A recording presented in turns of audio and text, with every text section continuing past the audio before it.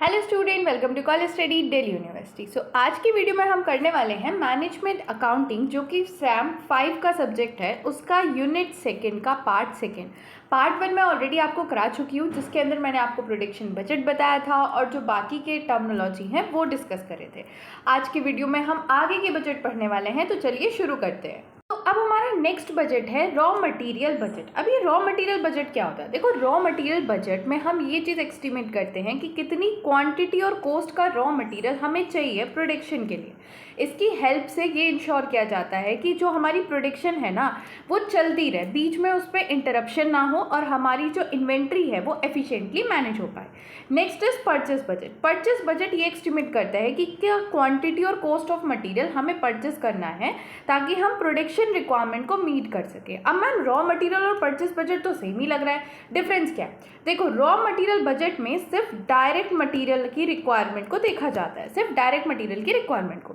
But अगर हम production budget की बात करें तो प्रोडक्शन बजट के अंदर सब आता है, डायरेक्ट मटेरियल, इनडायरेक्ट मटेरियल, इसके अलावा finished goods for resale, service like electricity and gas, ये सारी चीज़ें आती है। तो यही डिफरेंस है रॉ मटेरियल बजट में और परचेस बजट में। फटाफट हम एक क्वेश्चन कर लेते हैं ताकि हमें ये पता चल जाए कि किस तरीके से रॉ मटेरियल या परचेस बजट का क्वेश्चन आने वाला है और हम कैसे उसे सॉल्व करेंगे। यहाँ पे हमने क्वेश्चन ले लिया है, एक बार इसे पढ़ते हैं फिर इसे सॉल्व करेंगे। क्वेश्चन है, the sales manager of Mahindra and corporation limited report that next year he expect to sell a 50,000 unit of a certain product. मतलब एक कोई प्रोडक्ट है, उसकी 50,000 यूनिट वो अगले साल सेल करेगा, ऐसा उसने बजट बनाया। ठीक है, ऐसा उसने सोच लिया है। अब जो प्रोडक्शन मैनेजर है उसने स्टोर कीपर से कंसल्ट किया and cost figure as follow कि रॉ मटेरियल की, मतलब ये जो सर्टेन प्रोडक्ट वो बनाने वाला है जिसकी 50,000 यूनिट वो बना रहा है, उसके लिए उसे 2 रॉ मटेरियल की ज़रूरत पड़ेगी। एक रॉ मटेरियल का नाम है ए और एक रॉ मटेरियल का नाम है बी। ठीक है, अब हर एक यूनिट की 2 kg of A and 3 kg of be required होगा। मतलब एक यूनिट जो है ना, ये जो सर्टेन प्रोडक्ट है, इसका एक यूनिट बनाने में ए यूनिट के कितने अमाउंट लगेगा? 2 kg। ठीक है, और बी यूनिट का कितना लगेगा? 3 kg। इतनी डिटेल इसमें दे रखी है। आगे बढ़ते हैं। जो एस्टिमेटेड ओपनिंग बैलेंस है ना of the starting of year, finished product के ऑलरेडी 10,000 यूनिट रखे हैं। मतलब ये जो 50,000 यूनिट वो सेल करने की बात कर रहा है, इसमें से 10,000 यूनिट ऑलरेडी, मतलब इसी प्रोडक्ट की 10,000 यूनिट ओपनिंग स्टॉक में रखी हुई है। ठीक है, मटेरियल ए का 12,000 यूनिट ओपनिंग स्टॉक में रखे हुए है। ठीक है, और मटेरियल बी के 15,000 स्टॉक जो है वो रखा हुआ है। आगे बोला है कि जो डिजायर क्लोजिंग बैलेंस है ना end of the next year का, वो कितना कितना है? फिनिश्ड प्रोडक्ट का 14,000 यूनिट होना चाहिए, ए का 13,000 और बी का 16,000। अब यहाँ पे हमें क्या दे रखा है कि सेल्स कितने प्रोडक्ट की करनी है ना, कितनी यूनिट ऑफ सेल्स करनी है, फिर उसका ओपनिंग स्टॉक दे दिया और उसका क्लोजिंग स्टॉक दे दिया। ठीक है, अब हमें क्या निकालना है? हमें ये निकालना है पहले कि कितनी यूनिट जो है हमने प्रोड्यूस करनी पड़ेगी ओपनिंग स्टॉक क्लोजिंग स्टॉक को देखते हुए। ठीक है, और फिर हमने बताना है material purchase budget for next year. अब सबसे पहले तो हम करते हैं कैलकुलेशन। अब यहाँ पे हम सबसे पहले एस्टिमेटेड प्रोडक्शन क्वांटिटी निकालते हैं, मतलब कितनी क्वांटिटी हमें प्रोड्यूस करनी है एक सर्टेन गुड्स की, जो ये बोल रहा है 50,000 यूनिट जिसकी ये सेल कर रहा है। तो 50,000 यूनिट तो हमने सेल करनी है। ठीक है, उसके अलावा हमें जो क्लोजिंग स्टॉक चाहिए वो भी हमें प्रोड्यूस करना पड़ेगा, है ना। 50,000 यूनिट तो सेल हो जाएंगी, उसके बाद जो क्लोजिंग स्टॉक चाहिए वो भी तो प्रोड्यूस करना पड़ेगा ना, 14,000 यूनिट का, तो वो ऐड कर देंगे इसमें। लेकिन हमारे पास ऑलरेडी कितना अमाउंट है? ओपनिंग स्टॉक का अमाउंट है, तो ये यूनिट ऑलरेडी हमारे पास बनी हुई रखी है, तो इसे माइनस कर देंगे। अब जब इतनी यूनिट ऑलरेडी बना के रखी हुई है तो इसे दोबारा थोड़ी प्रोड्यूस करेंगे, तो ये जो हमारा ओपनिंग स्टॉक है इसको हम माइनस कर देंगे। अब फटाफट अपना कैलकुलेटर उठाओ और देखो आंसर क्या आ रहा है। यहाँ पे जो आपका आंसर आएगा ना वो होगा 54,000। अब हमें पता चल गया कि इतनी यूनिट जो है ना वो हमें बनानी है। अब हम जाते हैं अपने बजट पे, हमें बनाना है मटेरियल परचेस बजट। देखो यहाँ पे कुछ इस तरीके का फॉर्मेट हमें बना लेना है, और फॉर्मेट हमारा फिक्स नहीं होता, जिस हिसाब से आपको कैलकुलेशन अपनी अच्छी लगती है उस हिसाब से आप बना सकते हो, बट ये वाला फॉर्मेट बुक्स में दिया हुआ है तो कोशिश करना आप यही फॉलो करो। ठीक है, अब हमें पहले ये देखना है मटेरियल ए और मटेरियल बी का कि कितनी यूनिट कंज्यूम हो जाएंगी। तो यहाँ पे लिखते हैं कंजम्पशन यूनिट, कितनी यूनिट हमारी कंज्यूम हो जाएंगी। ठीक है, अब इसकी भी हमें ना कैलकुलेशन करनी पड़ेगी कैसे कैलकुलेशन करेंगे? हमें क्वेश्चन में दिया हुआ था कि मटेरियल ए की 2 kg मटेरियल लगता है 1 यूनिट प्रोड्यूस करने में, ठीक है। 1 यूनिट प्रोड्यूस करने में अगर 2 kg लग रहा है तो फिर हमने जो यहाँ पे 54 यूनिट कैलकुलेट करी हैं, उन्हें प्रोड्यूस करने में कितना लगेगा? तो हम क्या करेंगे, 54 को मल्टीप्लाई कर देंगे 2 से, है ना। क्या आंसर आ जाएगा? 108,000, ठीक है। इतना केजी ऑफ मटेरियल हमें चाहिए ए का, ये हमने कैलकुलेट कर लिया। अब इसी वाले अमाउंट को हम यहाँ पे फिल कर देंगे, ठीक है। अब इसी तरीके से हम बी का भी कैलकुलेट करेंगे। अब बी का दिया हुआ था कि हमें 3 kg मटेरियल ऑफ बी चाहिए ताकि हम 1 यूनिट प्रोड्यूस कर पाएँ। तो 54,000 यूनिट प्रोड्यूस करने में कितना केजी मटेरियल चाहिए होगा बी का? तो इसकी मल्टीप्लाई कर देंगे 3 से, हमारे पास आंसर आएगा 1,62,000, ठीक है। इसे फटाफट यहाँ पे लिख देते हैं, 1,62,000 इतना हमें चाहिए फॉर अ कंजम्पशन, ठीक है। अब उसके बाद हमें क्या देखना है कि हमें डिज़ायर क्लोजिंग स्टॉक कितना चाहिए। अब इतना तो हमें कंज्यूम हो जाएगा, इतना अमाउंट तो कंज्यूम हो जाएगा। इसके अलावा क्लोजिंग स्टॉक कितना होना चाहिए वो भी दे रखा है। कितना दे रखा है? देखो क्वेश्चन में, देखो कितना दे रखा है। क्वेश्चन में दे रखा है कि मटेरियल ए की 13,000 kg होना चाहिए और बी का 16,000 kg होना चाहिए। मतलब ये हमारा क्लोजिंग स्टॉक है, इतना क्लोजिंग स्टॉक हमारे पास बचना चाहिए। मतलब ये भी हमें प्रोड्यूस करना पड़ेगा तभी तो बचेगा ना, या परचेज करना पड़ेगा, प्रोड्यूस नहीं परचेज करना पड़ेगा तभी तो बचेगा ना। तो इसको भी हम यहाँ पे ऐड कर देंगे। अब इसमें से हम क्या करेंगे, ओपनिंग स्टॉक को माइनस कर देंगे। ओपनिंग स्टॉक को माइनस क्यों करेंगे? क्योंकि इतना मटेरियल हमने ऑलरेडी परचेस करके रख रखा है, तो फिर उसको माइनस कर देंगे। ओपनिंग स्टॉक कितना था, एक बार क्वेश्चन दिखा देती हूँ। देखो यहाँ पे ओपनिंग स्टॉक कितना दे रखा है, 12,000 kg एंड 15,000 kg। तो यहाँ पे ओपनिंग स्टॉक लिख देंगे 12,000 kg एंड 15,000 kg। अब जब आप इसे कैलकुलेट करोगे तो आपके पास आंसर आएगा 109,000 और यहाँ पे आएगा 1,63,000। आई होप आप सभी का भी यही आंसर आ रहा होगा। ये 6 नहीं है, ये 0 है, तो गलती मत करना।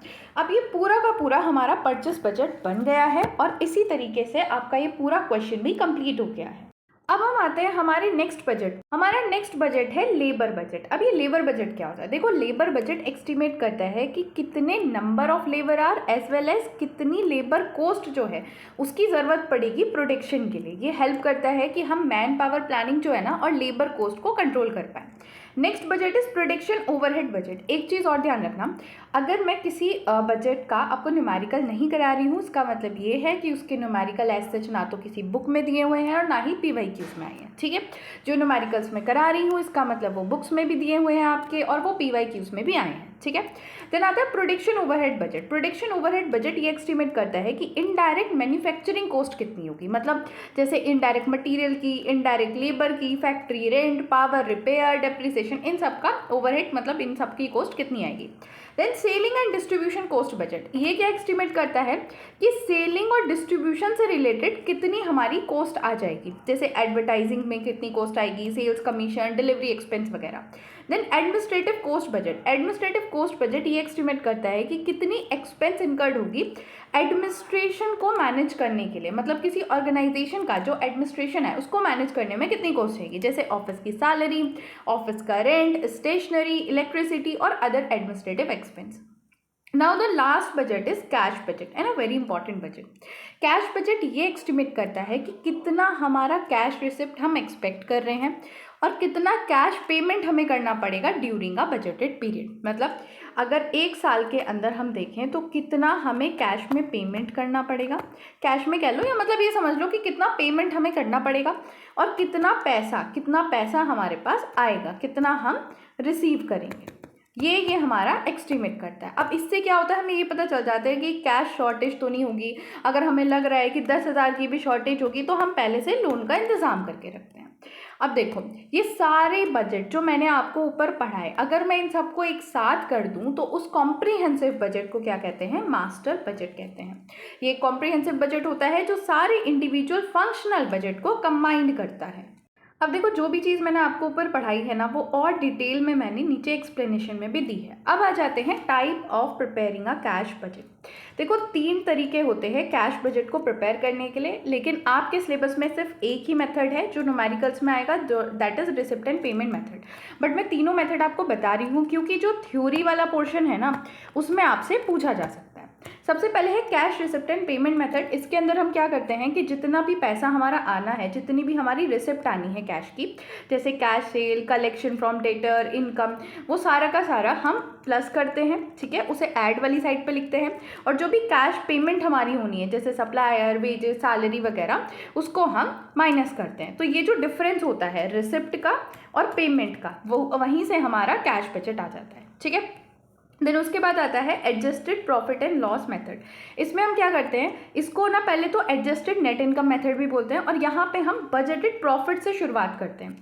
फिर बजटेड प्रॉफिट के अंदर जो नॉन कैश आइटम है ना, जैसे depreciation, change in working capital, debtor, creditor वगैरह, जो नॉन कैश आइटम होते हैं, ठीक है, उनको हम एडजस्ट कर देते हैं और उसकी हेल्प से हम कैश बजट को निकालते हैं। देन हमारा थर्ड मेथड है balance sheet method. Balance sheet method में क्या होता है कि यहाँ पे हम बजटेड बैलेंस शीट बनाते हैं, जिसके अंदर हम सारी एसेट और लायबिलिटी लिखते हैं एक्सेप्ट द वन एसेट। कौन सी except one asset? Cash. Cash को छोड़ के हम सारी एसेट लिखते हैं एक साइड पे सारी लायबिलिटी लिखते हैं, और जो बैलेंसिंग बचता है ना, उसको हम कैश बनाते हैं, ठीक है। जैसे हमने क्या किया, हमने एसेट लिखी कि 5,000 की हमारी एसेट आ गई, 4,000 की हमारी लायबिलिटी आ गई। अब इसका जो 1,000 का बैलेंसिंग 3,000 की हमारी एसेट आ गई, एसेट 3,000 की, लायबिलिटी हमारी 5,000 की आ गई, और जो इसका अब 2,000 का डिफरेंस है वो हमारा कैश हो गया, ठीक है। इस तरीके से निकाला जाता है। ये सिर्फ मैं बता रही हूँ, आपके सिलेबस में सेकेंड और थर्ड मेथड नहीं है, आपके सिलेबस में सिर्फ फर्स्ट मेथड आएगा, receipt and payment method, but theory में आ सकता है। तो चलिए अब इसका एक न्यूमेरिकल भी कर लेते हैं। यहाँ पे एक क्वेश्चन है, चलिए इसे पढ़ना शुरू करते हैं। Company is expecting to have a 25,000 cash in hand in 1 April. मतलब यहाँ पे हमें क्या दिया है, 1 अप्रैल पे कितना कैश इन हैंड था वो दे रखा है। मतलब ये ओपनिंग बैलेंस है कैश का अप्रैल में, ठीक है। उसके बाद हमें क्या दे रखा है कि you are required to prepare a cash budget for a 3 month. हमें 3 मंथ के लिए कैश बजट प्रिपेयर करना है, अप्रैल टू जून। एक चीज़ आपको हमेशा क्वेश्चन पढ़ते ध्यान रखनी है कि हो सकता है आपको डेटा एक्स्ट्रा दे रखा हो, क्योंकि एडजस्टमेंट करना पड़ता है, पिछले महीने का एक्स्ट्रा महीने का डेटा चाहिए होता है, इसलिए दे रखा हो।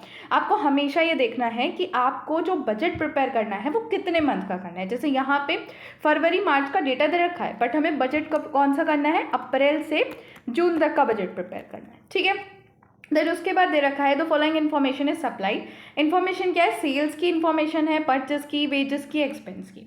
फिर आगे दे रखा है कि जो पीरियड ऑफ क्रेडिट अलाउ करा है सप्लायर ने हमें, वो 2 महीने का है। इसका मतलब क्या है कि हम जो परचेस करते हैं उसका पेमेंट हम 2 महीने तक कर सकते हैं। 2 महीने तक इसका मतलब ये है कि ये जो फरवरी का पेमेंट होगा ना, ये हमने फरवरी में नहीं किया होगा, कब किया होगा, अप्रैल में किया होगा, है ना।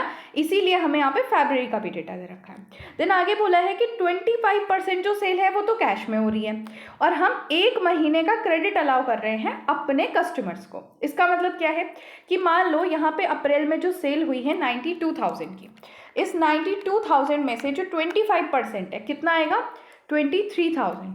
वो तो हमें तभी मिल जाएगा उसी मंथ में, अप्रैल में, क्योंकि वो कैश सेल है ना, हमने सामान दिया और कैश ले लिया। लेकिन बाकी का जो 75% है, 92,000 का जो बाकी का 75% है, मतलब 69,000, वो हमें अगले महीने मिलेगा। मतलब हमें अप्रैल में नहीं मिलेगा वो अमाउंट, कब मिलेगा, मई में मिलेगा। ऐसी जो मार्च का अमाउंट होगा ना 75%, वो हमें अप्रैल में मिलेगा। उसके बाद नीचे दिया है कि delay in payment of ways और एक्सपेंस अ 1 मंथ। मतलब जो वेजेस और एक्सपेंस का पेमेंट है ना, वो 1 महीने डिले चल रहा है। मतलब हम उस मंथ में पे नहीं करते, उससे अगले महीने में पे करते हैं। अगर मार्च का है, जैसे ये मार्च की एक्सपेंस है 8,000, यहाँ पे 7,000, ये हमने मार्च में पे नहीं करी होगी, अगले महीने पे करी होगी, मतलब अप्रैल में पे करी होगी।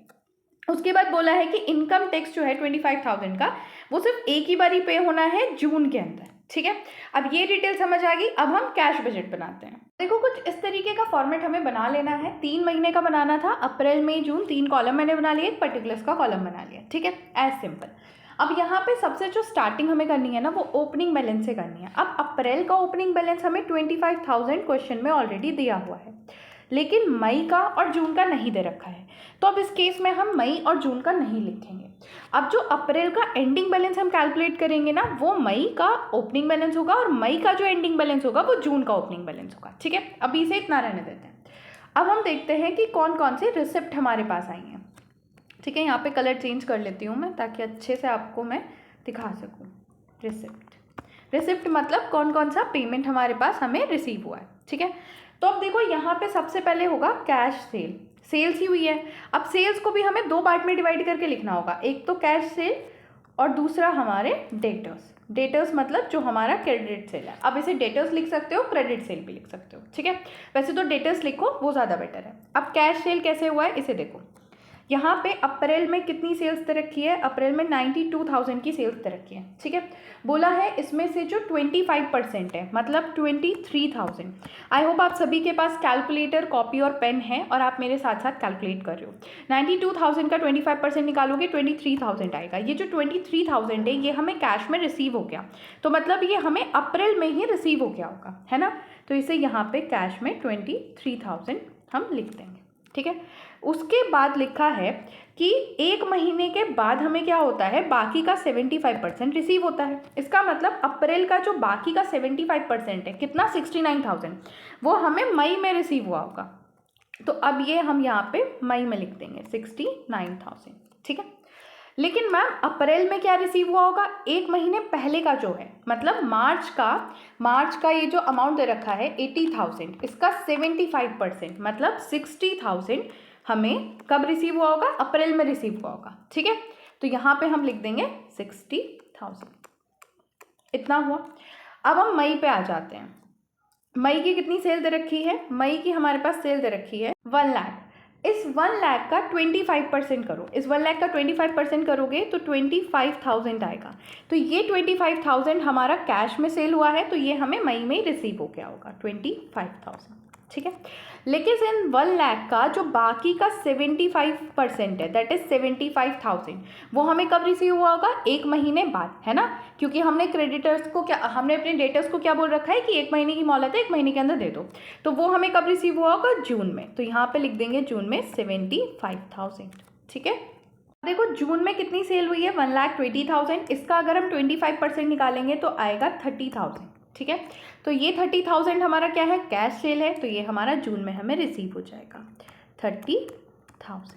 ठीक है, तो ये हमारे पास आ गई रिसिप्ट, मतलब जो हमारा टोटल रिसिप्ट आना है, हमारे पास जो पैसे आने हैं। अब इसका टोटल कर लेते हैं। टोटल करके हमारे पास अमाउंट आ रहा है 83,000, 94,000, 1,05,000।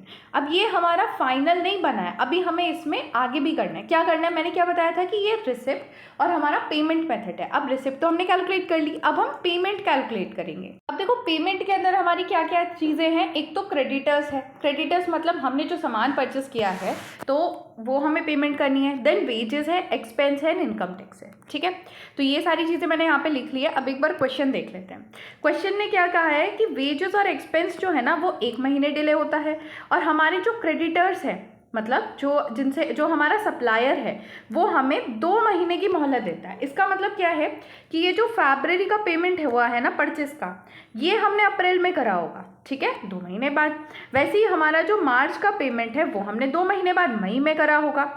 आई होप आपको समझ आ रहा है। ठीक है, 2 महीने की मोहलत दी है सप्लायर ने, 2 महीने बाद कर रहे हैं। तो चलिए अब इसको लिख देते हैं। सो यहाँ पे हमारा आ जाएगा 40,000 जो हमारा फरवरी का पेमेंट था। उसके बाद जो हमारा नेक्स्ट पेमेंट था वो क्या था, फरवरी के बाद ये हमारा 50,000 का पेमेंट था मार्च का, तो ये हमारा यहाँ पे आ जाएगा मई में। ठीक है, 50,000। एंड नेक्स्ट हमारा नेक्स्ट मंथ का पेमेंट हमारा आ जाएगा 52,000। ठीक है, हमारी वेजेस एक्सपेंस का क्या था कि सिर्फ एक महीने डिले होनी है। तो इसका मतलब क्या है कि जो मार्च की वेजेस हैं वो हमारी अप्रैल में पे होंगी, अप्रैल की वेजेस मई में पे होंगी, वैसे ही एक्सपेंस का है। तो फटाफट इसको भी हम यहाँ पे लिख देते हैं। यहाँ पे हमारी वेजेस आ जाएंगी 8,000। ठीक है, यहाँ हमारी वेजेस होंगी 9,000 और यहाँ पे हो जाएंगी 10,000। सिमिलरली एक्सपेंस भी एक ही महीने लेट होनी है, तो यहाँ पे हो जाएगा 7,000, यहाँ पे हमारा 7,000 और यहाँ पे हमारा 8,000 आ जाएगा। अब इनकम टैक्स तो हमारा एक ही बारी पे होना है। कब पे होना है? जून में। कितना? 25,000 का। तो ये हमारा पूरा पेमेंट हो गया। अब इस पेमेंट का भी टोटल कर लेते हैं। देखो पेमेंट का टोटल करके हमारे पास आ रहा है 55,000, 66,000 एंड 95,000। सो अब हमने यहाँ पे रिसिप्ट और पेमेंट दोनों का टोटल कर लिया है। अब हमें क्या करना है कि हमें क्लोजिंग बैलेंस कैलकुलेट करना है। क्लोजिंग बैलेंस, अब क्लोजिंग बैलेंस कैलकुलेट करने के लिए हमें क्या करना पड़ेगा? 83,000 में पहले आप 25,000 ऐड करो और फिर उसमें से ये जो पेमेंट का टोटल है 55,000 ये माइनस करो। जब आप इसे कैलकुलेट करोगे तो आपके पास जो आंसर आएगा दैट इज़ 53,000। ठीक है। अब देखो यहाँ पे हमने ये कॉलम खाली छोड़ा हुआ है ओपनिंग बैलेंस का। अब इसे कैसे भरना है? अप्रैल का जो क्लोजिंग बैलेंस है ना 53,000, ये हमारा मई के लिए ओपनिंग बैलेंस बनेगा। तो यहाँ पे आ जाएगा हमारा 53,000। अब हम 53,000 में 94,000 ऐड करेंगे और उसमें से ये 66,000 माइनस करेंगे, जिससे हमारा जो क्लोजिंग बैलेंस होगा मई का वो आ जाएगा 81,000। अब ये 81,000 नेक्स्ट मंथ के लिए, जून के लिए हमारा ओपनिंग बैलेंस की तरह काम करेगा। तो यहाँ पे हम लिख देंगे 81,000। अब 81,000 में हम ऐड करेंगे 1,05,000 और उसमें से माइनस कर देंगे 95,000, जिससे हमारा फाइनल क्लोजिंग बैलेंस आ जाएगा जून का दैट इज़ 91,000। और इसी के साथ हमारा जो ये कैश बजट है वो होता है कंप्लीट। यहाँ पे आपके होमवर्क के लिए क्वेश्चन है। ये क्वेश्चन परचेस बजट का है। इसका फटाफट स्क्रीनशॉट ले लो और इसका सॉल्यूशन आपको टेलीग्राम पे मिल जाएगा। इसके अलावा एक क्वेश्चन कैश बजट का है। अब ये दूसरा क्वेश्चन है कैश बजट का, आप इसका भी स्क्रीनशॉट ले लो और इस क्वेश्चन को सॉल्व करना। ये क्वेश्चन बिल्कुल वैसा है जैसे मैंने आज की क्लास में आपको कराया है। ठीक है, और इसका सॉल्यूशन भी आपको टेलीग्राम पर मिल जाएगा। So thanks for watching. Video को लाइक करो, चैनल को सब्सक्राइब भी करो, वीडियो को हाइप भी करो। Thank you.